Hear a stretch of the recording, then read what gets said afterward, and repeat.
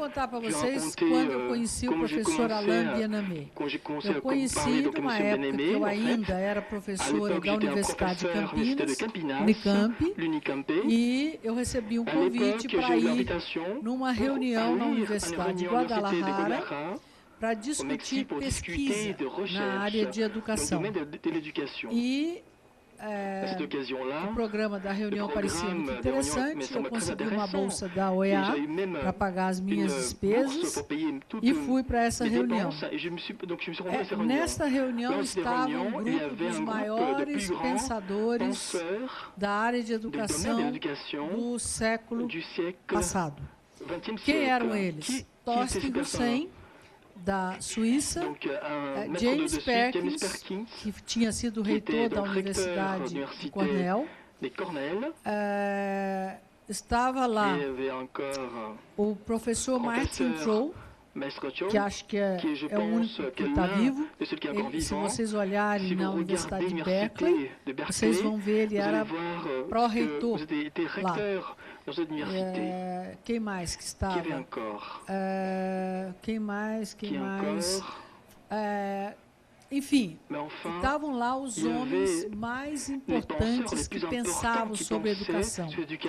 E eles estavam discutindo de que maneira que a educação pode contribuir para o desenvolvimento dos países.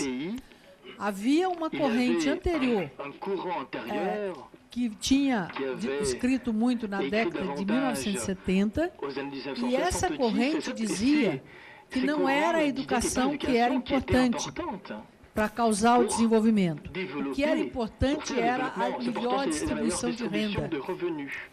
Como é que você faz a distribuição de renda? Uma das maneiras para ser feita é essa da Bolsa Família, que você distribui renda para todo mundo.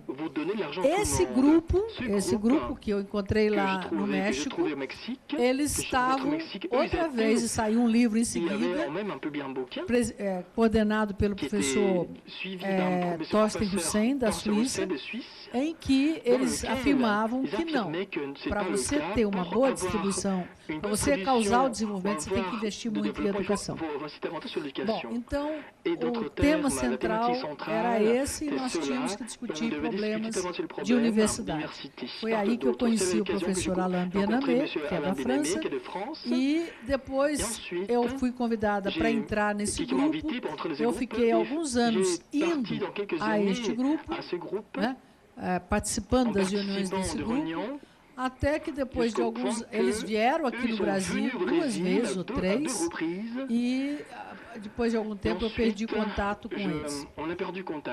Mas esta reunião aqui está sendo feita pelo IESB, juntamente com o Clube de Roma, e o professor Heitor Gugulino, que vai subir já aqui na mesa, é o presidente do capítulo brasileiro do Clube de Roma.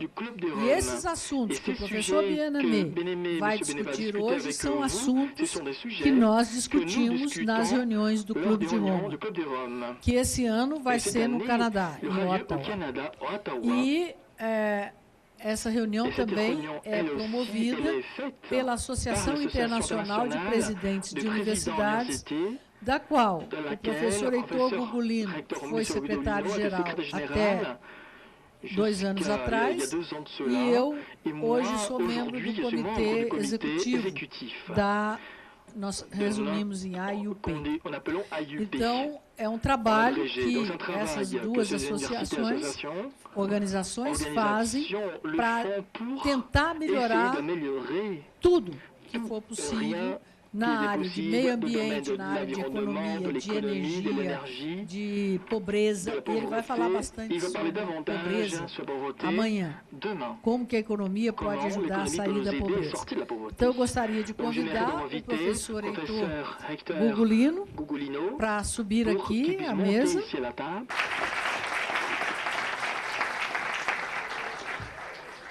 O professor Gugulino foi presidente da Universidade das Nações Unidas, com sede em Tóquio durante 10 anos.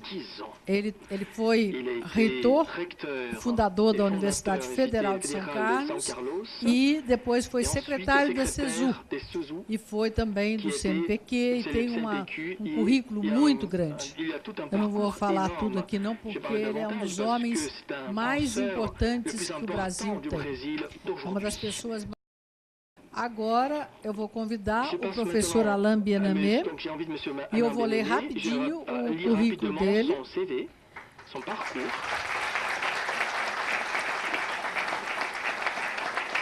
Ele é professor emérito de economia da Universidade Paris-Dauphine. Ele é diretor do CEDIM, na França, que é um instituto internacional de pesquisa em economia, e está associado, esse centro está associado com 35 centros disseminados pela França e por todos os países.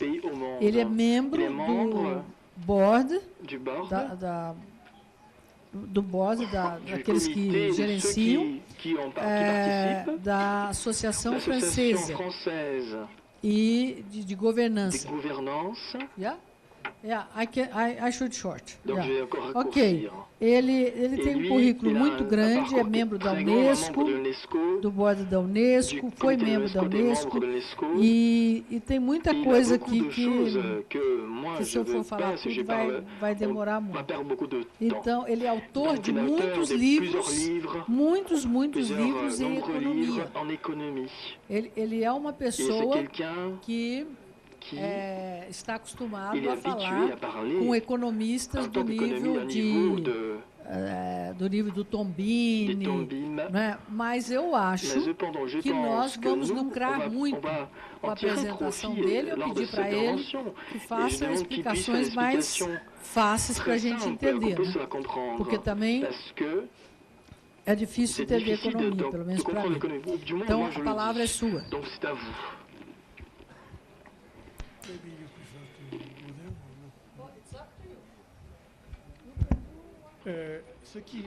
O que mudou na história do mundo é que, a partir de 1860, o objeto principal das trocas e negociações internacionais aumentou bastante, isso sobre objetos de bens materiais manufaturados que puderam atravessar o Atlântico, e isso em volumes grandes.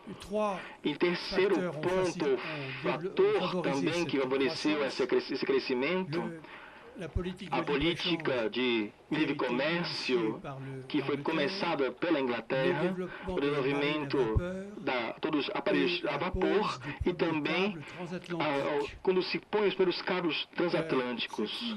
E o que muda a partir de 1980, 1990, é o que eu queria, na verdade, explicar-lhes, de um lado, falando do grande mudança em 1895, e em seguida falando do que o Levi-Strauss falou, a globalização quente, a hot globalization.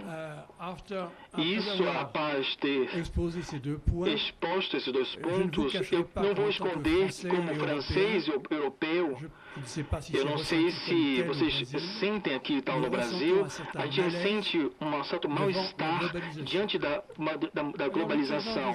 E eu, mais ou menos no final dos anos 1990.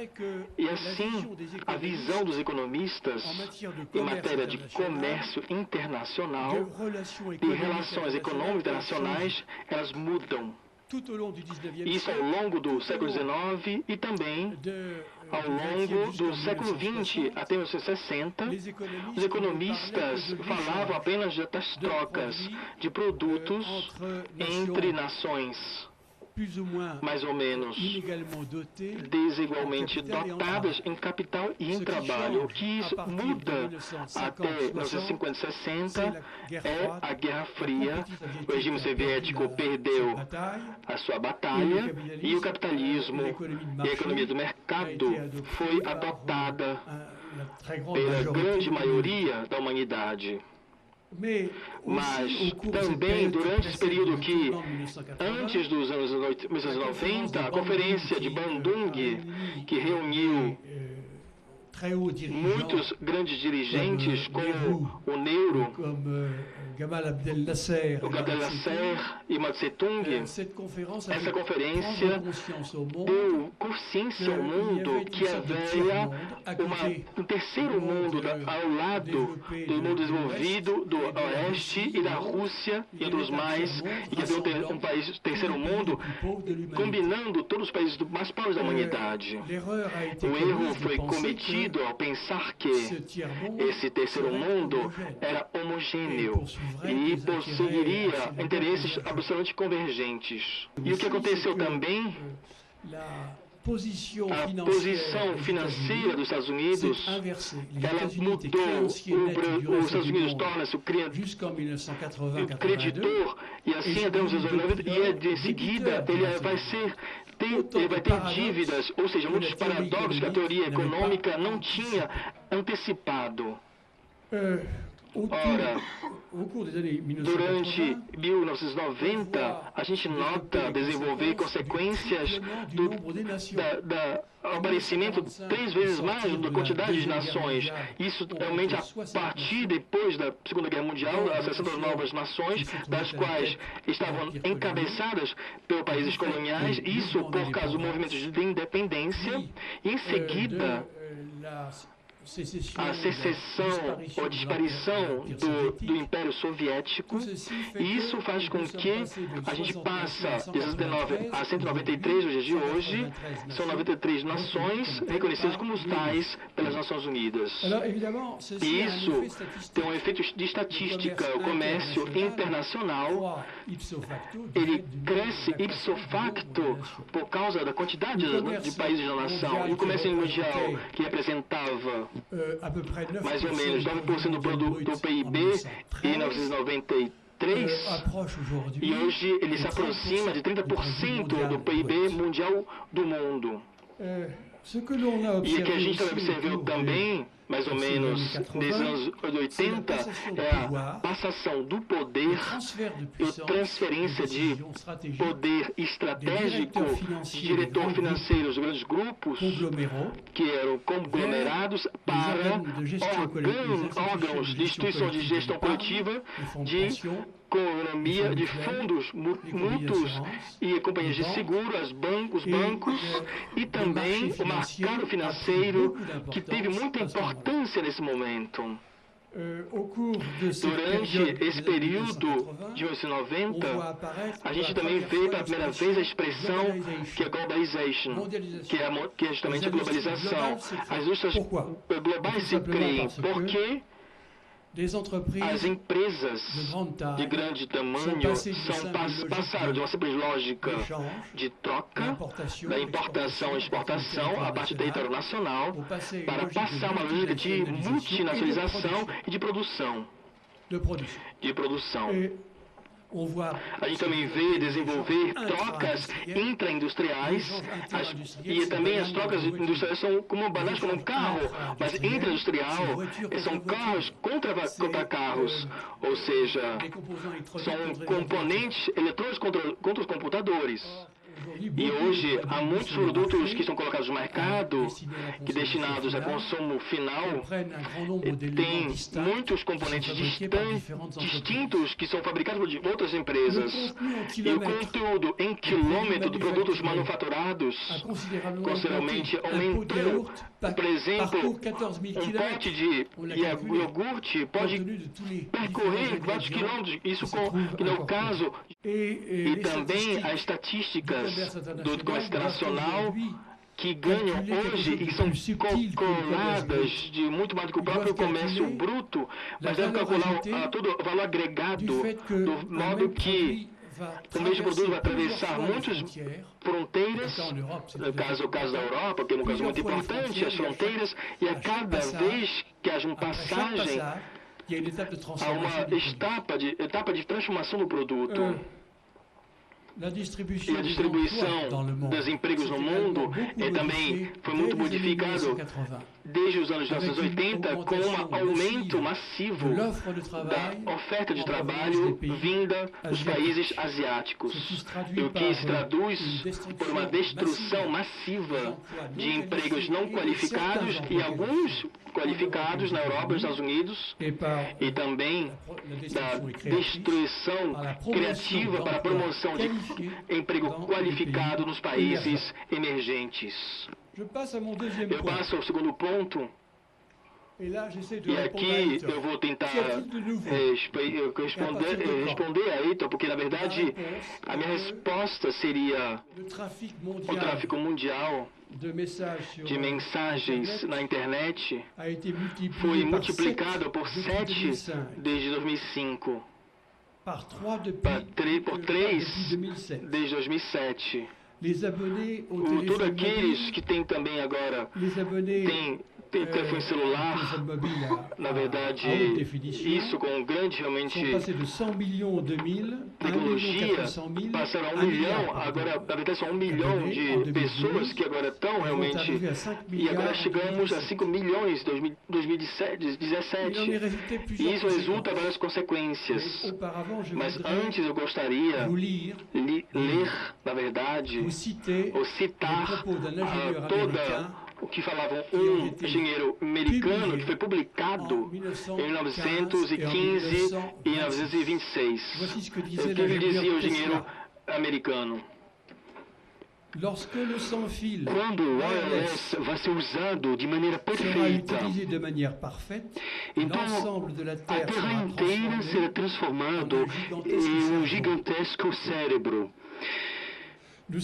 Seremos capazes de comunicar uns com os outros instantaneamente, porque seja a distância. As máquinas que nos permitem cumprir isso são incrivelmente mais simples do que o telefone atual, aquele de 1915. O homem poderá transportar desse aparelho no bolso. No seu bolso, todos os habitantes da Terra são ligados pela voz, mas também pela imagem. E hoje em dia vivemos realmente o cumprimento disso. As consequências desses fenômenos são vários. Vemos o procedimento de decisão se acelerar, a velocidade de concorrência, agora acelerou. Vimos o aumento das empresas multinacionais. Eram 37 mil em 1990, 92 mil hoje em dia. Mas a lista é longa. Vemos esses multinacionais dos países do Sul têm um papel cada vez mais crescente, especialmente do Brasil, por exemplo. E a Embraer, por exemplo, para citar alguns, ou outras empresas, Marco Polo, Vale, Odebrecht, e assim por diante.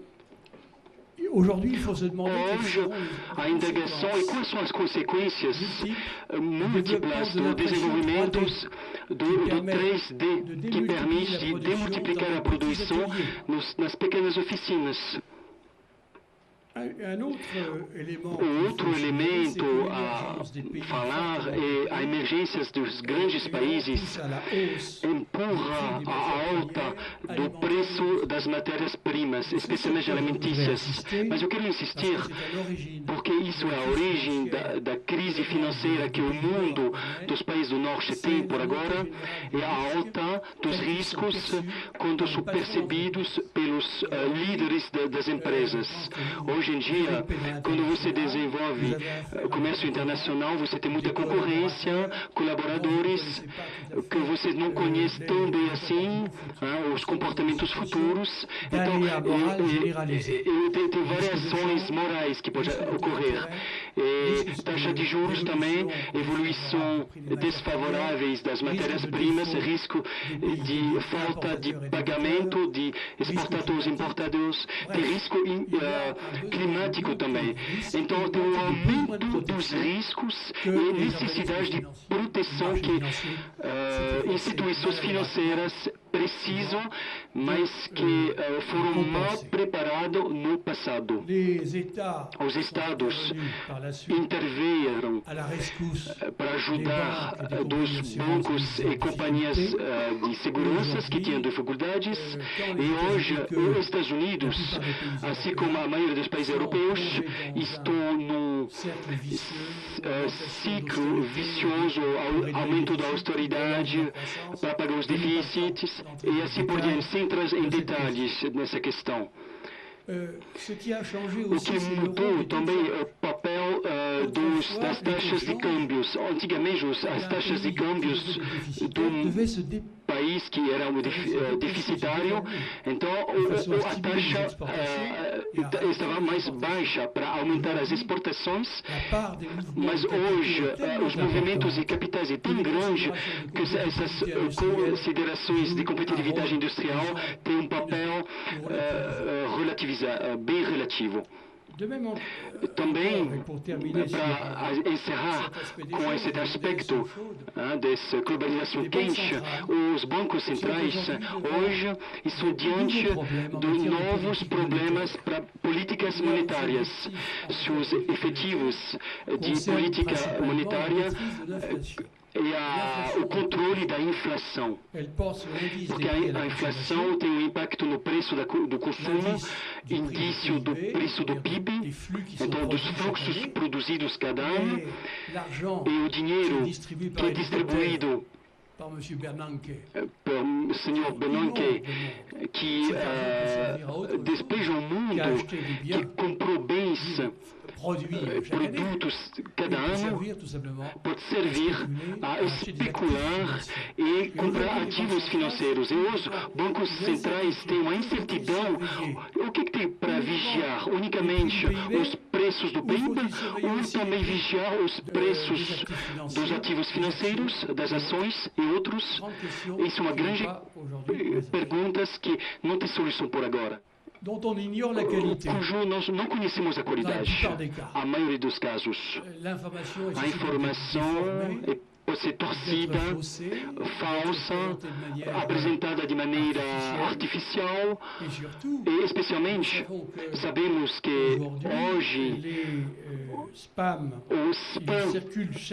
são divulgados, tem 200 bilhões divulgando no mundo, então exagero de tem 50 senha malware que atacam a segurança das mensagens, das informações.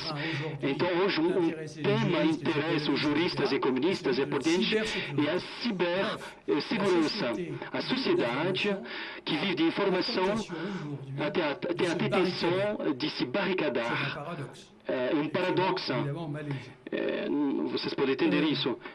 É paradoxal. Eu queria acrescentar um assunto que eu gosto, que o patrimônio do conhecimento da humanidade cada dia aumenta, de fato, da pesquisa científica. Mas com o nosso tempo é limitado como indivíduo, é a nossa ignorância que aumenta, a ignorância de cada um de nós. Também eu fico constrangido quando está tudo bem, sociedade de comunicação, tudo é divulgado de maneira perfeita. O segundo constrangimento, a eficiência do sistema capitalista, a economia de mercado no mundo, são produtos que chamamos de rendimentos crescentes de escadas. Então, aumento de infraestruturas e produção, mais a qualidade vai ser aumentada a produção, mas leva ao gigantismo. E isso pode levar a uma vulnerabilidade das nossas sociedades. Por exemplo, quando tem um pane variável ou provocado num sistema informático, por exemplo, aqui tem uma matéria a se preocupar. E também o que é mais raro, mas o que me deixa constrangido, as nações europeias, é que nós vemos uma dissociação, um divórcio entre o espaço de soberania política, onde a democracia vive, e, do outro lado, o espaço de estratégia econômica, que concerne o mundo inteiro. De tal maneira que os Estados, hoje em dia, se encontram no dever de remediar aos problemas da sociedade, que mostra as performances econômicas. Eu estou falando do desemprego, por exemplo. Tem 11% de desemprego na Europa, por exemplo. Os jovens têm uma taxa de desemprego 2 vezes maior. Isso não é uma boa sociedade que estamos preparando agora. Então, eu fico meio escéptico nessa questão. Enfim, um grande progresso foi desempenhado quando nós passamos de uma estrutura de governança do G7 para o G20. Enfim, o Brasil e outros foram acolhidos. O G20 é mais representativo do conjunto do mundo do que foi o G7. Isso é bem conhecido. Mas é que a governança do sistema mundial progrediu, por assim dizer, um pouco no plano financeiro e no âmbito das disciplinas científicas, vemos emergir história global. Os geógrafos e historiadores, assim como os economistas, nos convidam a todos a pensar o mundo de uma outra forma do que pela nossa nacionalidade, o prisma da nossa nacionalidade. A Terra não se resume somente aos países do norte. O meridiano de Greenwich não é unicamente, não é a única referência que nós podemos considerar.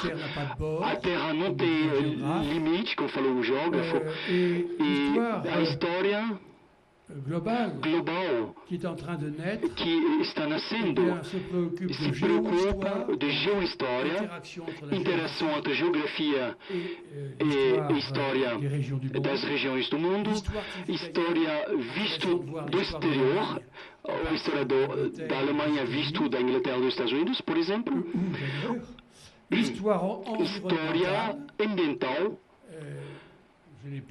Não teve tempo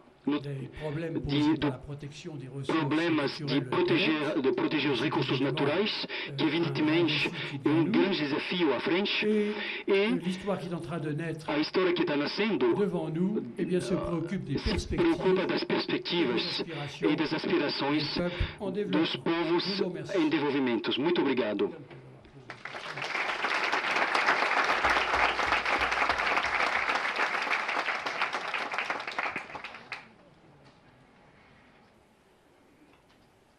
Ok, please.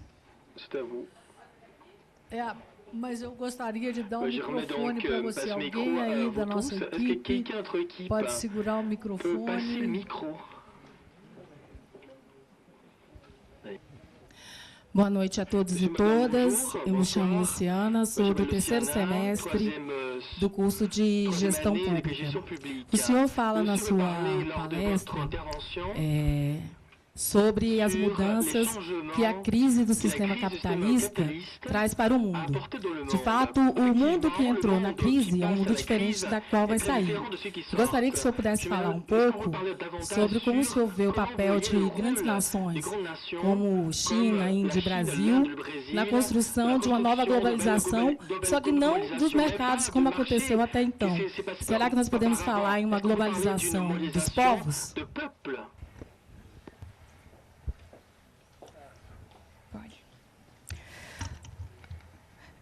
Bonsoir, monsieur. Boa noite, senhor. Assim, para alguns acadêmicos brasileiros, o dinamismo brasileiro, o dinamismo do Brasil, ele se deu pelo comércio interno, se dará pelo comércio interno, na verdade. Mas até agora o crescimento foi dado pela cooperação de grandes empresas estrangeiras. Assim, como para Celso Furtado, ele defende que para aumentarmos o crescimento brasileiro, devemos primeiro ser autofinanciáveis. O senhor acredita que tal posição dos economistas brasileiros, até de acadêmicos como o Celso Furtado, não vai de encontro à própria globalização nessa questão de se fechar e de se autofinanciar em vez de abrir o mercado e tudo mais? I wanted to ask you, what is your opinion about the Tobin tax? Talking about speculation and finances, there are many intellectuals in Latin America, in USA, and in Europe that right now are taking an old intellectual that in the 70s. That in the 70s talk about a tax, the Tobin tax about transactions in finances. So my question is, what is your opinion about that tax? A primeira pergunta, eu diria que, graças à televisão e agora a todas as redes sociais que estão realmente totalmente sem fronteiras e que desenvolvem isso de modo formidável,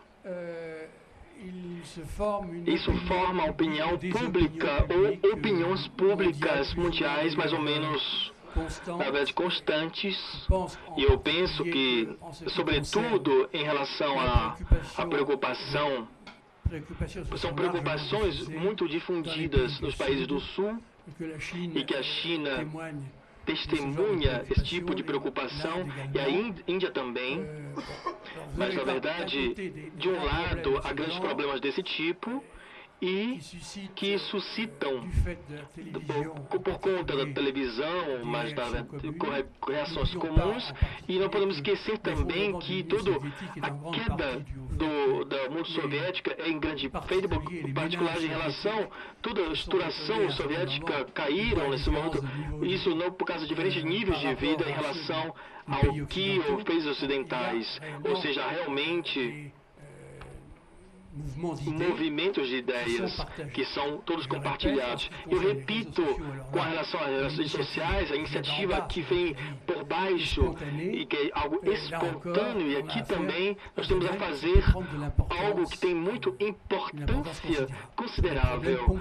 São, aliás, problemas pontuais, como, por exemplo, a Primavera Árabe. Eu não disse que é realmente algo que é muito mais localizado naquela região. E a segunda pergunta, se a gente pode realmente retomar a resposta, será que a China, a Índia, o Brasil, mas também a Turquia, o México, e outros países que a gente falamos dos BRICS, mas na verdade há outros mais que não são negligenciáveis. Será que são capazes de realmente passar pelas diferenças de estrutura, de condições de vida, de cultura? E a gente também viu a relação da queda do terceiro mundo, isso, por exemplo, é feito pelo G20. Ou seja, não é que garante que haja um consenso entre problemas importantes rapidamente. E a segunda pergunta, então, a dinâmica do Brasil. Eu entendi que o Brasil, por exemplo, aqui há uma diferença em relação a outros países como a China, que a China economiza mais ou menos 40% do seu PIB, e o Brasil apenas 1%.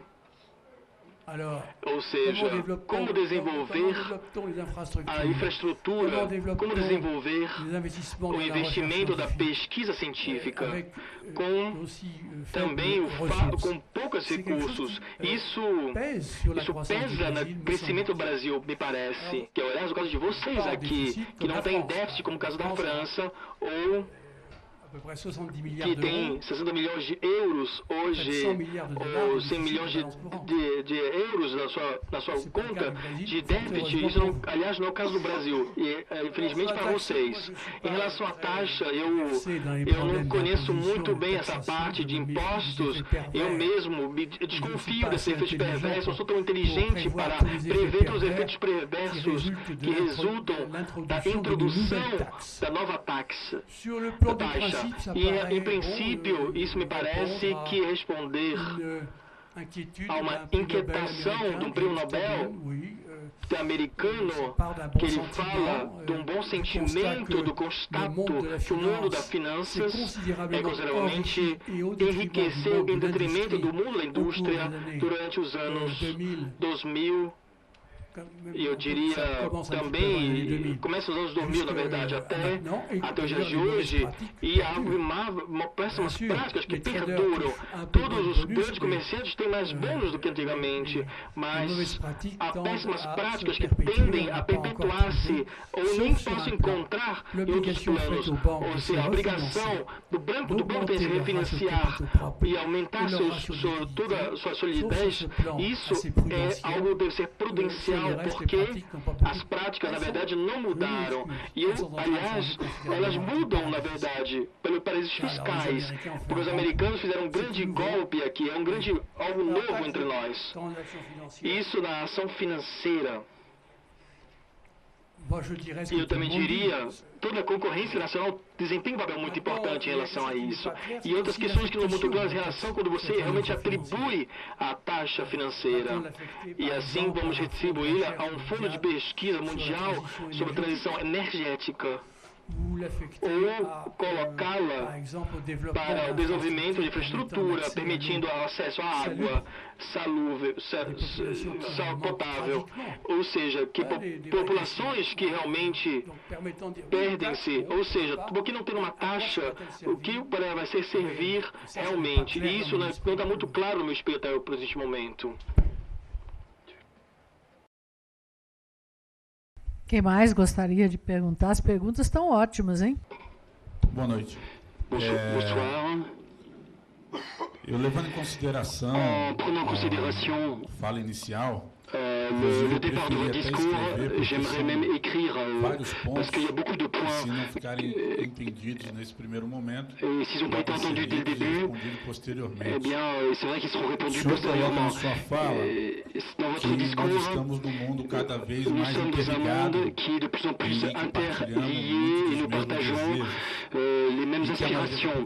Et si la plupart des peuples ont les mêmes rêves, qu'est-ce qui justifierait qu'il y ait autant de guerres et d'embargo économique? Ça, c'est la première question. La deuxième, quelle mondialisation c'est que les peuples sont encore explorés de forme coloniale et ne sont pas traités comme des États indépendants et autonomes. Mais uma questão, usando um pouco de vossa experiência, qual é o papel da economia quando olhamos para o continente africano secularmente explorado e somos obrigados a assistir à ajuda assistencialista dos mesmos países que os exploraram aquele lugar durante tanto tempo, massacrando seu povo e levando suas riquezas. Por fim, na sua opinião, até quando os governantes, os grandes empresários vão dar mais importância à economia e esquecer que nós humanos somos todos iguais e o que nos difere são as explorações históricas versus as oportunidades desse sistema que se mostrou ineficiente até o presente momento.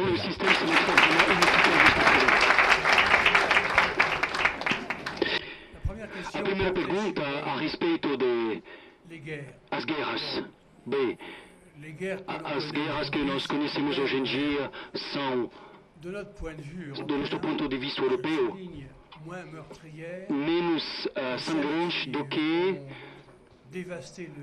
aquelas que devastaram o século XX, que mataram por dezenas de milhares de pessoas, e perdas humanas da guerra de 14-18, que toma dezenas de milhares de mortes, 39 e 45 mais sangrantes, e campo de concentração soviéticos, de Mao Tse-tung também. Vimos se desenvolver ao longo de 50 últimos anos com a bênção do GATT e agora da Organização do Comércio, OMC, se desenvolver acordos de livre comércio ou acordos que permitem a países, por exemplo, africanos ou outros, de desenvolver ligações com países distantes que vão ser concorrentes que eles tinham de ter com países vizinhos. Então, é uma pesquisa que são feitas agora na Universidade de Paris nesse respeito, nesse fato do que quando tem vizinhos que vocês são muito dependentes. Se você não opta pela guerra, você tem melhor ter acordos com eles. A partir do momento que outros parceiros, você pode fazer chantagem para com os vizinhos. Às vezes é difícil, é conflitual. Eu não acho que devemos pôr a responsabilidade às gerações atuais, o defeito, as falhas, os disfuncionamentos, a crueldade que foi feito pelas gerações anteriores. Olhamos para o futuro, essa é minha pergunta, é uma resposta à última pergunta, que tratava do comportamento de arrependimento, tem que se limitar a isso. Hoje, as formas de cooperações entre o Norte e o Sul africano, especialmente, se diversificam. Por exemplo, em vez de faire en sorte que os estudantes mais ricos, cujos pais são mais ricos, pertencem a países pobres, vão para fazer estudos em países do norte, a Oxford, em Paris ou Harvard, por exemplo. Hoje vão se desenvolver iniciativas, os professores do norte, dos países do norte, vão para a África e formamos localmente universidades para evitar diferenciações sociais e também induzir os jovens graduados a dar aos próprios países o que eles receberam dessas universidades. Bonsoir. Bonsoir. Je suis un Français qui habite au Brésil déjà, ça fait à peu près 4 ans. Eu sou um francês que mora no Brasil já faz alguns anos. Je voulais savoir, moi, ce qui m'a attiré au Brésil, c'est surtout l'opportunité d'emploi. Oportunidade de emprego que tem aqui. Parce qu'en France, la crise est très forte. Et je voulais savoir, parce que ça fait à peu près 4 ans que je suis au Brésil, qu'est-ce qu'aujourd'hui il se dit du Brésil? Pourrait-on appeler le Brésil comme c'était l'Eldorado pour les Français, un moyen de sauver certains Français? Et autre chose, qu'est-ce que la Coupe du Monde représente économiquement? Qu'est-ce qu'il se dit sur la Coupe du Monde en France? Et qu'est-ce que la Coupe du Monde peut nous apporter économiquement ici au Brésil?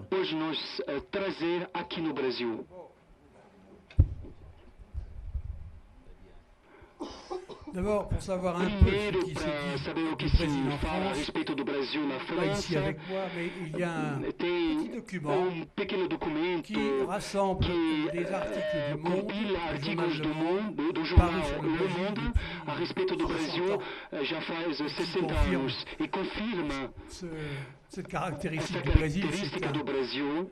C'est un pays qui nous faut un vieux passé d'avenir. Que é cheio de futuro. Bom, é minha expressão pessoal.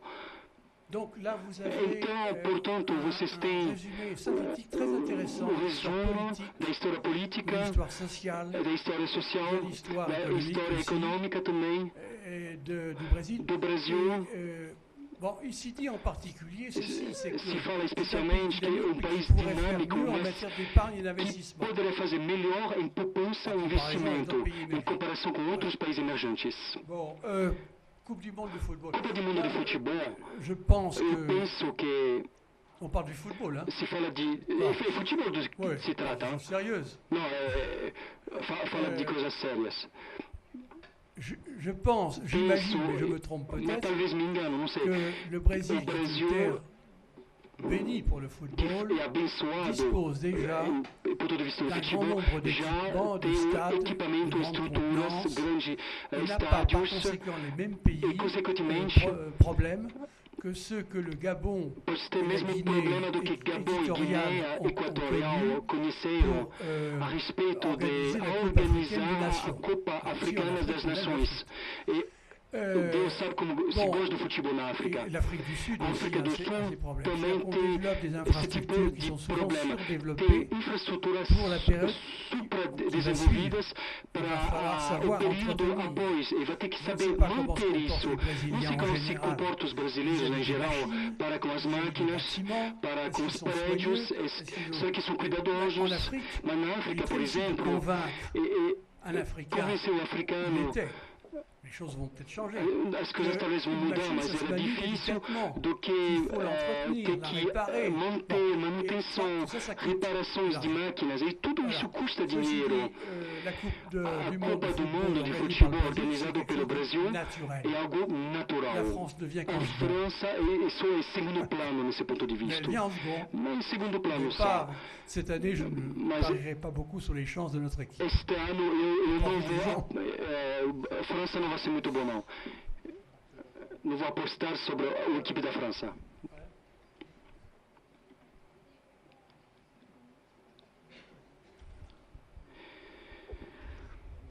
Boa noite. Bonsoir.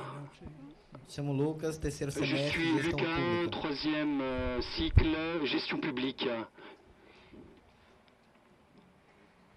Ao que o senhor atribui o baixo crescimento do PIB brasileiro? Alors, à propos du PIB, a transferência de renda com programas como Bolsa Família à é uma solução propos viável? de Bolsa Família, est-ce que c'est une solution A viable? redução de impostos La para réduction fomentar a d'impôts economia pour funciona em doper país l'économie, preso est-ce que a gastos públicos em estado ça fechado? marche pour un État qui a à l'échelle du Brésil, par exemple? Isso, eu falei com o meu amigo Reitor, na verdade, que ele me falou tem 10 bilhões de dólares, que é uma coisa mais ou menos disso. E eu penso que todos esses recursos são distribuídos em outras condições. E como nós dissemos, como a gente fala em francês, no papel. Desculpa, você está falando em inglês, vou falar em francês. I become hungry. Na verdade, eu estava com fome, na verdade, por isso eu estava falando em inglês. En français, je dirais que sur le papier, ça paraît bien marcher. Fala realmente do mercado. É muito mais do que a gente pensa. Alors, j'ai vu eu aussi vi também que même si les que inégalités apesar das sociales desigualdades sociais do et Brasil régionales e regionais restent importantes ainda são importantes no Brasil, elles ont fait elas l'objet fizeram objeto de elles ont été redução réduites e assez diminuíram sensiblement sensivelmente au cours des années. durante os anos, Finalement, vous avez eu une bonne últimos anos, gouvernance porque vocês têm realmente uma boa governança. avec, non seulement Não, avec Lula, não somente com Lula, mas com o seu j'ai failli connaître parce que FHC. c'est un sociologue Eu, aliás, queria até conhecê-lo, porque ele é um sociólogo très renommé en France. muito conhecido na França. Et ces deux E esses dois presidentes, eu tive realmente muita oportunidade, eu não sei o próximo, que a terceira, que vai ser como o próximo, como o anterior, com o Lula.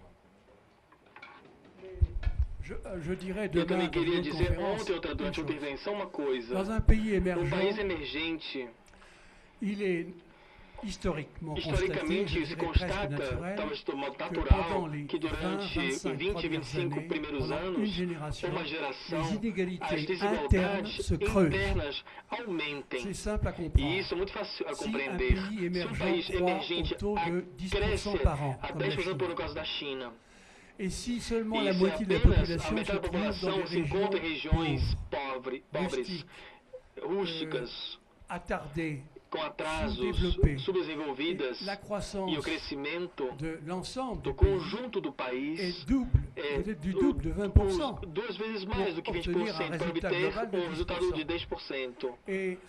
Isso quer dizer, por via de consequência, que durante os últimos 20 ou 25 anos, as pessoas que pertencem ao setor da elite, ou mais dinâmico, mais progressivo, eles vão ter rendas muito mais do que vão crescer 2 ou 3 vezes mais do que o nível dos recursos dos países, dos camponeses, daqueles que ficaram na terra, no mundo rural. Isso é um drama social que a China vive em particular.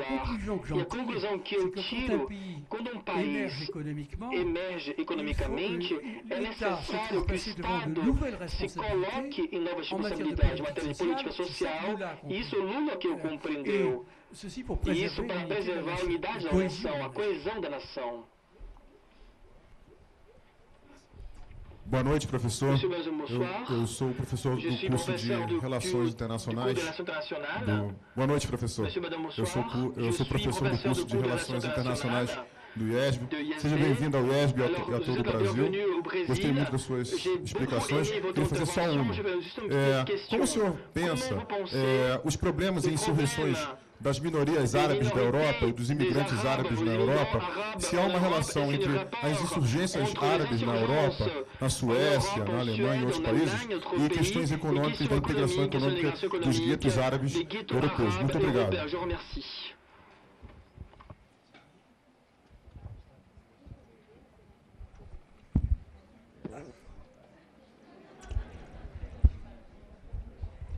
Vous allez comprendre pourquoi je suis ému. Car depuis le mois d'août dernier, je suis devenu l'arrière-grand-père d'un petit garçon dont le père est musulman. Donc, il est intégré. Mais évidemment, on ne peut pas faire d'un cas particulier une réponse générale. Je ne suis pas suffisamment sociologue pour vous dire exactement pourquoi les politiques anglaises, communautaristes, françaises, intégrationnistes ont échoué l'une l'autre. Mais il est un fait exact que les communautés musulmanes qui maintenant prennent beaucoup d'importance et qui atteignent plusieurs générations. Pourquoi ces communautés éprouvent des difficultés à trouver un emploi et à se diffuser dans l'ensemble de la population. Je n'ai pas d'explication. Je n'ai pas d'explication décisive, ça se saurait parce que si on avait une bonne explication, disons que les ghettos, c'est le résultat d'un cercle vicieux. Il n'y a pas d'emploi parce qu'il n'y a pas de formation. Et il n'y a pas d'emploi parce que les entreprises qui pourraient éventuellement ouvrir un site de production ne sont pas encouragées. Bien souvent, une partie de ces populations cumule plusieurs désavantages en matière de formation, de santé, de logement. Bon, ça c'est culturel des choses. Là, que aqui eu diria abertamente que na França o islamismo faz muito boa barulho na França e faz muito mal. Mas isso, na verdade, em relação à pequena minoria de 5% dos 3 milhões ou 4 milhões de muçulmanos que nós temos na França, em relação à população de 63 milhões de habitantes. Ou seja, é verdade que a gente tem que realmente construir um minarete que tem igrejas, e isso, na verdade, não é bem aceito entre nós. Mas nós temos também o exemplo de muçulmanos que conseguiram muitas coisas. Eu penso que a comunidade muçulmana é muito tímida nessas faculdades de expressão. E a gente não sabe bem muita coisa do que ela pensa do seu futuro na França. Na verdade, é o papel do ministro dos cultos, do interior dos cultos, como tentou fazer o senhor Sarkozy há alguns anos atrás. Mas, de qualquer forma, o mal que acaba com a Europa realmente é o desemprego durável, permanente, aquele que realmente desagrega a sociedade. É isso que eu queria dizer para vocês. Vous avez dit que 3 ou 4 millions d'islamistes en France fait beaucoup de bruit et du mal. Comment vous voyez ce mal dans la société française? Ce sont des initiatives individuais de pequenos grupos de matar mortíferas com assassinatos, pequenos grupos cujo não vemos, eles são ligados. A gente não entende bem. A França foi levado a intervir no Mali. Un pays qui est par un État faible, qui n'est pas gouverné. Governo fraco, falta de governança, o exército francês destruiu 30% dos efetivos que foram engajados por o grupo Al-Qaeda. Então, 700 pessoas de 2000. Então, como reagir quando sofremos uma tal perda militar, deixando o desespero se manifester. Expressar também os extremismos. Não sabemos como lutar com isso, porque a circulação na cidade pode se tornar meio perigoso, é verdade.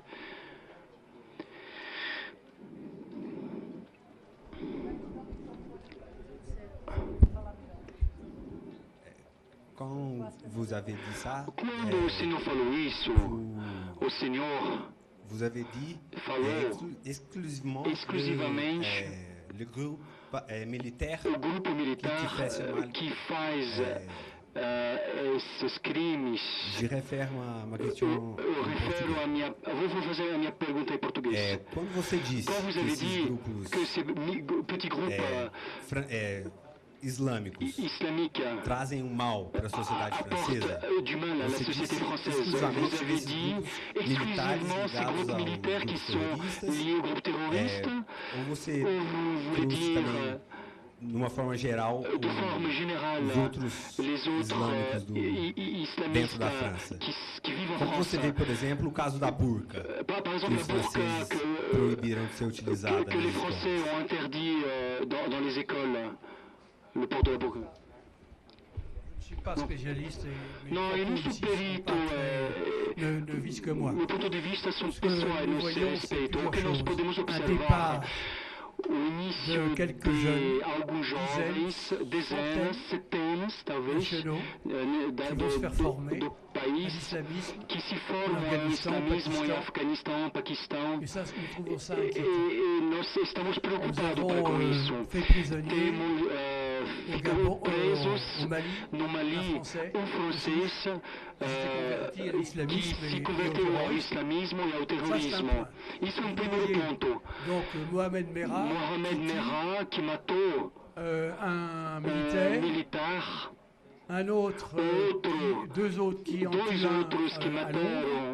Londres. Et pour le moment, on se demande si le frère a été complice. Se o irmão foi cúmplice, não sabemos se tem ramificações. E o que nós observamos também alguns desses criminosos étaient absolument inodores et sans saveur. On ne les avait pas remarqués. Ils avaient un mode de vie apparemment normal. Ils allaient dans les pubs, ils allaient danser, ils tinham uma namorada, et tout d'un coup, pof, de repente, eles começaram a matar. E a gente não tem explicações sobre isso.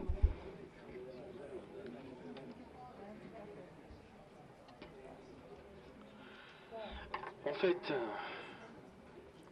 boa noite. Monsieur, bonsoir. Je pose une question, toute dernière question. Não seria Est-ce que c'est pas un équivoque de comparer le PIB chinois avec le brésilien, une fois que la Chine a beaucoup plus de potentiel depuis le début des mondialisations parce qu'il y a beaucoup de commerce avec les néerlandais. Parce que la Chine, avec 40%, avoir 40% de son PIB, c'est facile. Alors que le Brésil commence à grandir aujourd'hui, à s'accroître. On avait un PIB plus élevé qui a beaucoup plus de puissance au monde. Se houver mais uma questão, vamos gente fazer mais uma ou duas questões para ele encerrar, ok? Parce qu'on va clôturer donc la session. Professor. Monsieur le professeur. Ici, hein? Ici, je suis là. Alors. Quel est votre cours? Meu nome é Marcos, eu sou do quinto semestre de Relações Internacionais do IESB. Professor, a professora Eda falou bastante no começo, na sua apresentação, sobre as mudanças que podem ser feitas no caminho do desenvolvimento de um país. A gente tem visto muitas mudanças aqui no Brasil que são feitas de forma rápida ou talvez visando o curto prazo. E uma das maneiras de se desenvolver, eu concordo muito com o que a doutora Eda falou, a gente acredita muito na educação. Eu também acredito muito que a educação é um caminho único para o desenvolvimento firme de um país. Nesse sentido, eu gostaria de perguntar como que os países em desenvolvimento podem lidar com esse paradoxo que é colocado de ser ao mesmo tempo um país que necessita promover mudanças estruturais, não apenas econômicas, mas sociopolíticas também, e que levariam tempo, ou melhor, que devem visar o longo prazo, né? Devem ser realmente firmes essas mudanças, e ao mesmo tempo responder essas demandas desses movimentos globalizatórios impostos pelo livre comércio, pelas transações cada vez mais rápidas, que são a característica desses anos 2000, como o senhor falou. É possível atender essa expectativa da globalização e do livre comércio e ainda assim promover mudanças reais nos países em desenvolvimento?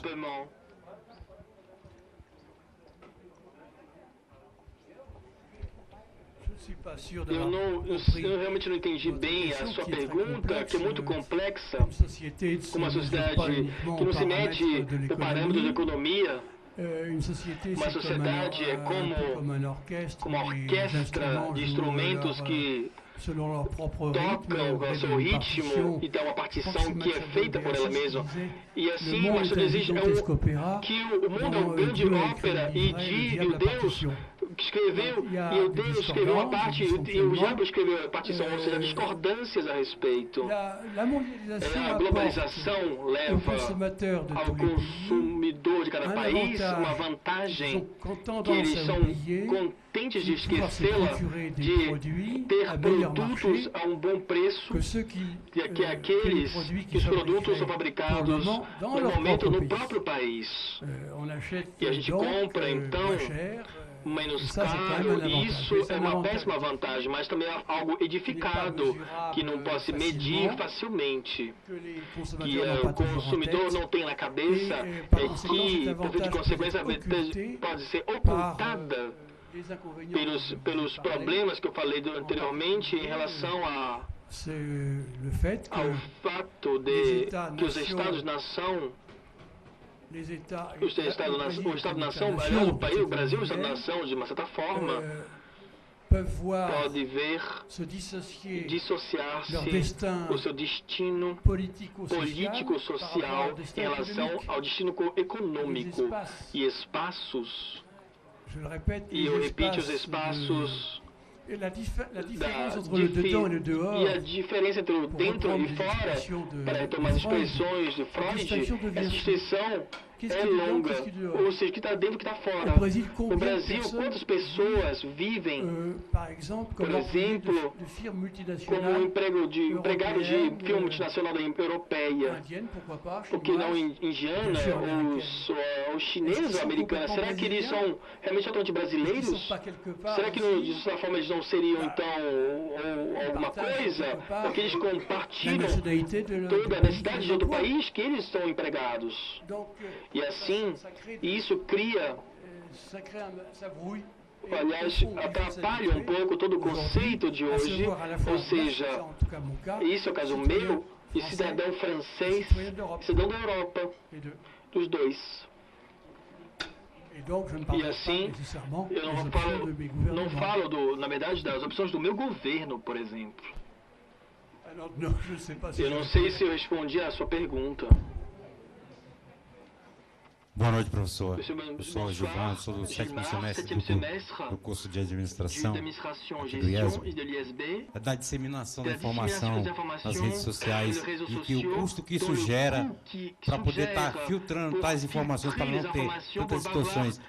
Uma ideia não seria os órgãos que fiscalizam ou que disponibilizam essas informações, eles mesmos disponibilizassem informações verdadeiras, para que não haja o boato circulando primeiro, para depois vir o desmentimento por parte desses órgãos? Sim, na verdade, tentar e cair na censura. Eu queria dizer que o exemplo do mal-estar que nós ressentimos, que o Estado francês gostaria de atacar e condenar o Google, porque o Google coleta uma massa infinita de dados de comportamentos dos internautas, sobretudo comportamentos de compras, e dispõe de uma massa de informação na qual ela tira proveito sem pagar sequer um centavo de imposto. E isso que realmente não é algo bem ressentido na França. A gente não sente bem isso, porque nós estamos, na verdade, no pé da montanha, da cidade de afirmação, que cria toda uma dificuldade para que a gente não pode resolvê-la. E isso realmente é algo que está no momento. Vitor falou em relação à parte do pequeno tempo que é feito. Meu nome é Diógenes, boa noite, faço o primeiro semestre de administração. Todos estamos aqui de acordo que a educação é bem importante para o Brasil, mas também não somos muito felizes com a política aqui no Brasil, que não é a primeira escolha ou o primeiro pensamento que vem para se fazer investimento. Muitas pessoas estão questionando a Copa que vai ocorrer no Brasil, que foram gastados não sei quantos bilhões e que poderia manter escolas públicas e faculdades por muito tempo. Como que essa imagem é repassada mundialmente, a insegurança também de investidores internacionais, enquanto no Brasil, com esses políticos que de repente tomam muitas decisões que não são benéficas para o Brasil e nós também que moramos no país. Obrigado. C'est la question que je voulais poser, en fait. Então pode fazer outra pergunta quem quiser. Eu adivinhei que uma das novidades da Copa do Mundo do futebol levaria ao Brasil seria a construção de um grande estádio em Brasília. Eu vi as fotos. O Brasil não tinha estado digno desse nome. Por exemplo, capaz de ter uma rivalidade com o Maracanã, no Rio de Janeiro. On peut discuter. Écoutez, mas na verdade, comme disaient les Romains, il faut du pain et des jeux pour distraire les gens. Realmente ter pão e também o jogo para distrair as pessoas. Ou seja, isso não vai comprometer, as decisões são pontuais. E uma vez que elas são feitas, a gente vai refazê-las. E essas decisões deveriam dar um nível de satisfação. Na verdade, a economia ela procura des moyens d'améliorer le rapport entre les satisfactions as relações da satisfação que as pessoas podem ter ou querem fazer, e os sacrifícios que têm a impressão de realmente sofrer. Isso se traduz para uma taxa de rentabilidade em relação aos salários adicionais, que cada um vai trabalhar mais ou menos, e o prazer que a gente sacrifica. Isso, mais ou menos, o modo operante desse lado. Eu não sei se os brasileiros preferem ter menos escolas e um modo mais futebol. A gente pode discutir isso. Isso é algo que é difícil de discutir. Isso, na verdade, está relacionado aos custos coletivos, que os economistas não podem cientificamente discutir, exceto, atenção, se há menos escolas e péssimos hospitais, talvez as consequências que o economista tem esclarecer o político das consequências. Isso a curto e a médio e a longo prazo, de escolha desse tipo, mas a gente não pode passar disso. E em relação à imagem do Brasil, campeão mundial, é uma imagem simpática, até mesmo os franceses. Boa noite. Não seria um sério equívoco comparar o PIB do Brasil com o PIB chinês, já que a China ela se destaca no mercado globalizado desde o século XVII. Tá? E a China ela consegue guardar um PIB de 40% porque ela já está aí no mundo globalizado há muito mais tempo que o Brasil. Ela é já allée sur une mondialisation bien plus précoce que celle du Brésil. China against Brazil. Le Brésil n'a pas le monopole de la mauvaise gestion en matière d'éducation d'une part et de santé d'autre part. Je suis incapable de dire pourquoi le budget brésilien concernant ce secteur sont mal gérés. Ce n'est pas il n'y a pas d'information là-dessus. Ce que je veux dire, c'est qu'en France, nous avons de grandes difficultés, en particulier gérer la réduction à 35 heures hebdomadaires du travail des infirmiers et des docteurs. Et c'est une profession qui est surmenée à cause d'une mesure apparemment de justice sociale qui est désastreuse. Deuxième, en ce qui concerne la gestion des hôpitaux, maintenant le but c'est de faire partir le plus vite possible les malades. Bon, ça peut avoir des conséquences fâcheuses dans certains cas. L'éducation, alors là, le système scolaire est mal géré. Par exemple, un des points qui pose le plus de difficultés, c'est le remplacement des professeurs défaillants. Beaucoup d'élèves sont privés de professeurs pendant plusieurs semaines, même dans les années terminales avant le bac. Le PIB chinois. I don't understand the question. Non entendo bene a pergunta. Question is la vraie question, c'est le PIB par tête d'habitant. Et dans ce domaine, je ne sais plus quelle est la place de la Chine, mais celle du Brésil, c'est 70e sur 193 nations. À peu près 70e. Pour la Chine, je ne sais pas, je ne pourrais pas vous dire. C'est ça un critère de comparaison pertinent, parce qu'il est évident qu'entre combien 300 millions, combien de vous? Combien? How many Brazilians? Combien? Pratiquement 200 millions. 200 millions. Et 1,3 milliard, il y a évidemment une différence de taille. Alors, je ne connais pas non plus la situation brésilienne, mais la situation chinoise va évoluer beaucoup. Une population qui vieillit et qui va passer en dessous de la population indienne d'ici 20 ans. Donc les choses évoluent. Comme en Europe, nous avons aujourd'hui 80 millions d'Allemands, 63 millions de Français, mais en 2050, les choses seront en grande partie renversées, parce que la natalité est beaucoup plus forte chez nous. C'est un apport d'ailleurs à la population musulmane.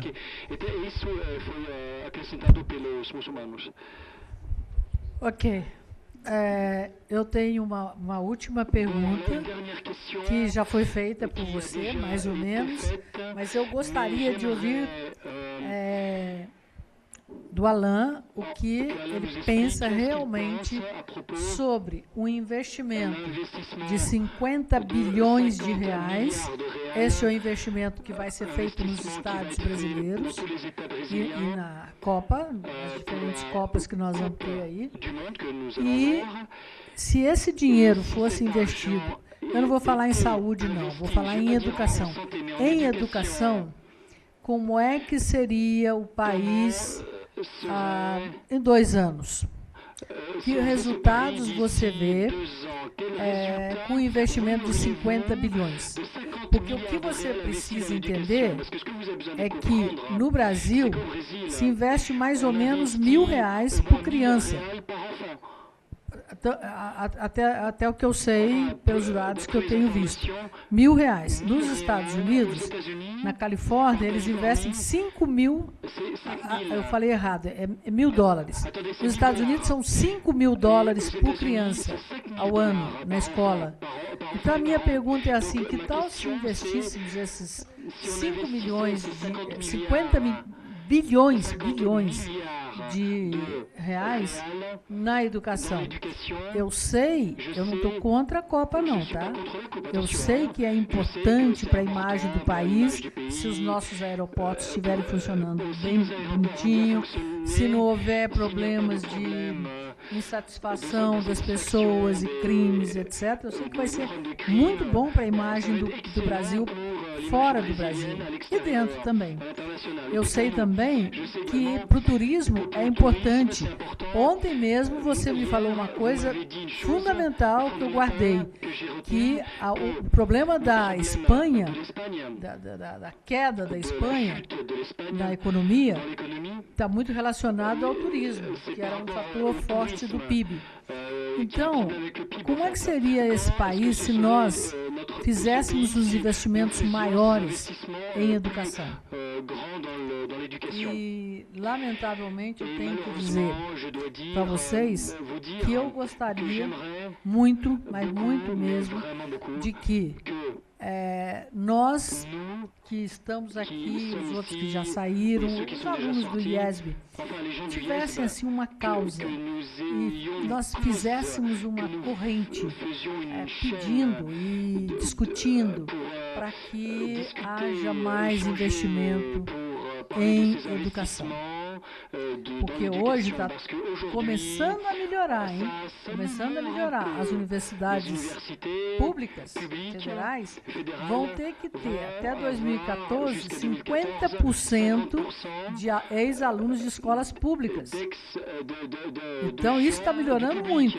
E isso é coisa da presidente Dilma. Porque nunca no país, antes de estudar nas universidades públicas federais, eram os alunos que tinham muito dinheiro. E os outros vinham estudar nas privadas. Então, a presidente Dilma está fazendo uma mudança muito boa aí. Mas não é suficiente se nós não ficarmos insistindo na importância de investir em educação. Foi muito fácil resolver e fazer essas diferentes Copas até 2016 aqui no país. Mas, se nós insistíssemos com a educação, talvez a coisa mudasse. Quer falar alguma coisa?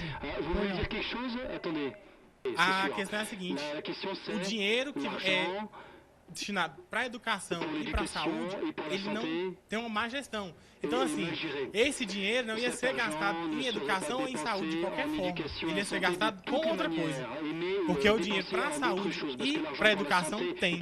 Só que não tem gestão de forma nenhuma, né? Muito mal gerido.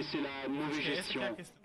Em relação à cobrança de educação, eu pergunto ao professor quantas pessoas jovens se envolvem na política francesa, quantas pessoas, quando não gostam de alguma coisa, fazem uma passeata, um panelaço na rua da França, e quantas pessoas dessas nós fazemos isso no Brasil?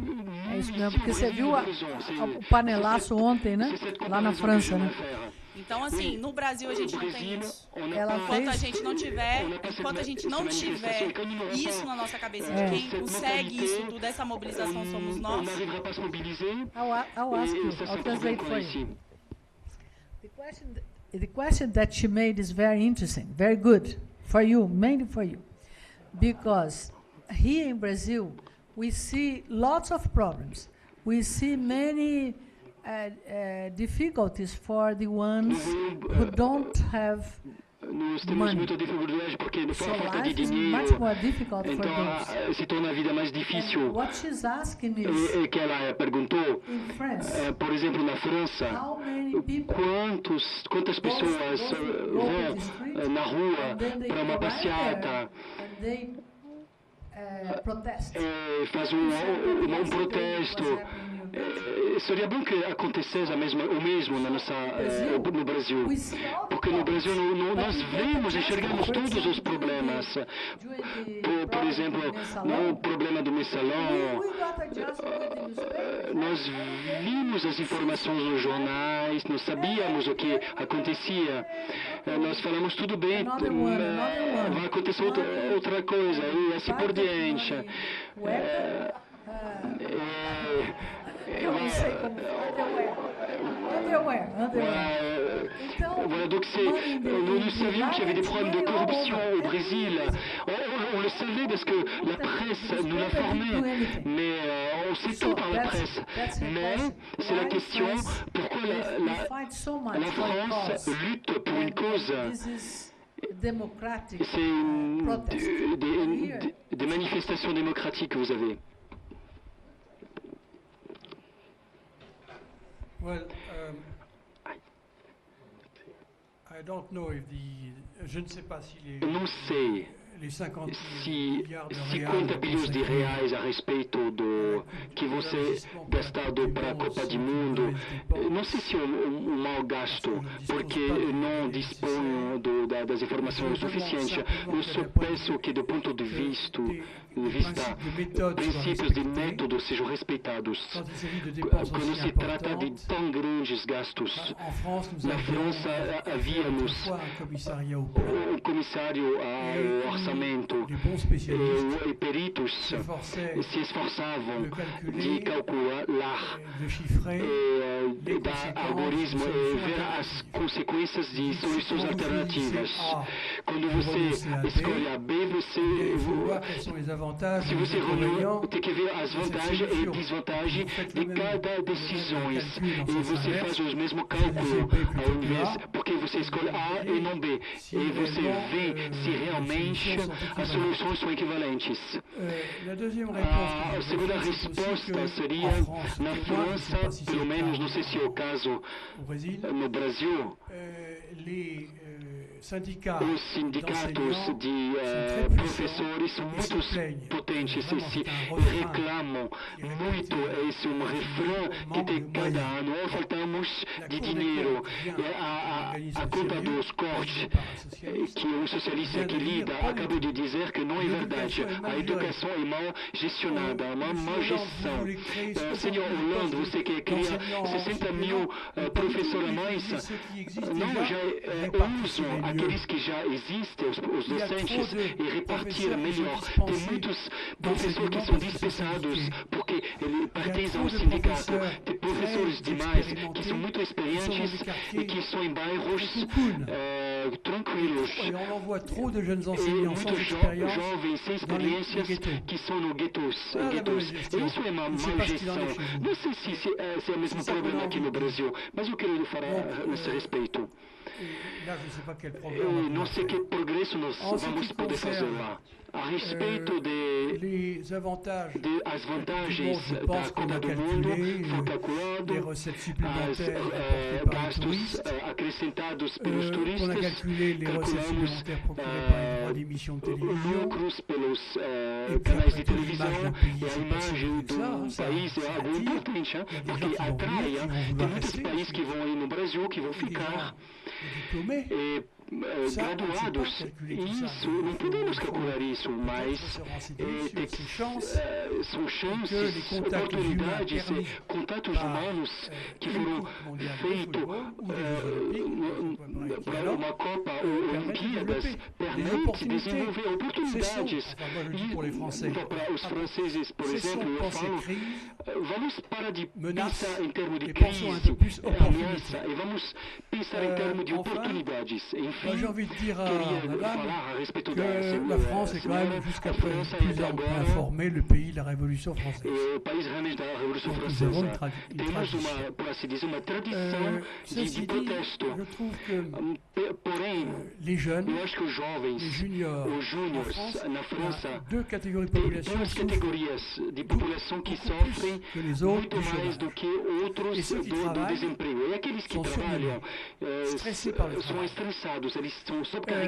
Et les juniors de 15 à 25 ans sont très peu occupés par comparaison avec tous les autres pays européens. Je pense que 50% des jeunes de 15 à 25 ans sont sans emploi ni formation. Et là, le grand défaut du système français, c'est que les syndicats de travailleurs qui ont un emploi défendent leur clientèle, ceux qui ont un emploi. Ils défendent les insiders. Ils ne défendent pas les intérêts des jeunes qui n'ont pas encore trouvé d'emploi. Et dans cette, ils ignorent en particulier les besoins de formation professionnelle. La formation professionnelle aujourd'hui est réservée à ceux qui sont menacés de perdre un emploi et que l'on veut conserver dans leur emploi. C'est ça le défaut du système.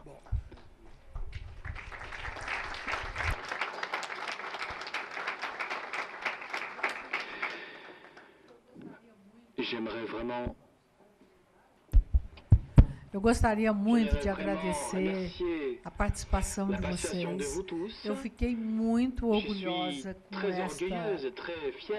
esta discussão aqui. Eu não vi nenhuma vez aqui no IESE, para ser sincera, alunos tão participativos, tão interessados como hoje. Eu tenho que confessar. No final, sempre sai 2, 3, 4, 5 perguntas e pronto, acabou. Hoje vocês deram um show de participação. E eu estou muito orgulhosa de vocês. Estou muito orgulhosa também porque as questões foram muito inteligentes. Não foi só uma participação para fazer pergunta, mas questões muito inteligentes. E porque eu fiquei surpresa com a quantidade de alunos que falam francês aqui no IESB.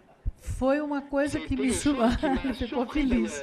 Foi uma coisa que me surpreendeu, porque eu não esperava tanta gente falando francês. Então, muito obrigada pela presença de vocês e que o Alain volte outras vezes aqui para participar de debates conosco. Isto é universidade. Isto é debate. Isso é querer mudar o mundo e melhorar o mundo.